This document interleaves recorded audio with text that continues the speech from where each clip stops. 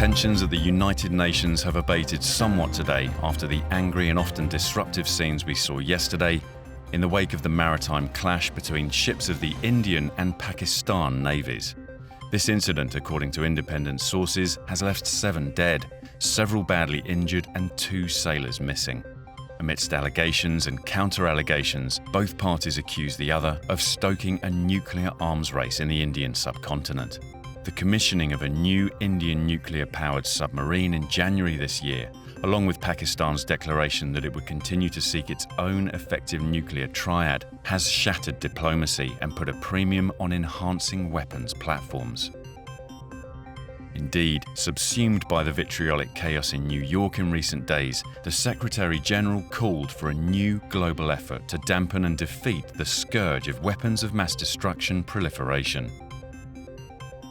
The Secretary-General not only called for a hardening of the previous UN Security Council Resolution 1540, but urged states to recognize that the forms and contours of proliferation itself are changing as old proliferation pathways are being supplanted by newer and more complex forms of proliferation, ranging from weapon types and design to the continued exploitation of dual-use and emerging technologies.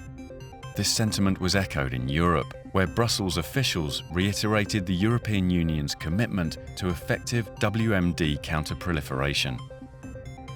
Indeed, the officials highlighted the efforts of the newly expanded border security organisation Frontex, which successfully led an operation to seize the sanctions-busting supplies of oil being shipped to a country in Southeast Asia.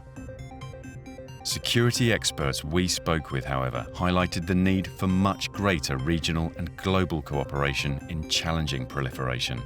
They also pointed to enhanced understanding amongst PSI members, who share a commitment and a synergy in terms of their common arrangements for operational cooperation.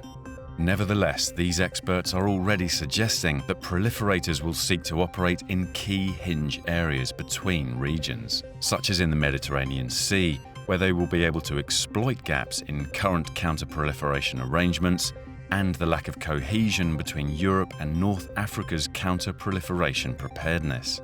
The authorities in the region, however, indicating their enhanced awareness, are determined not to let this happen.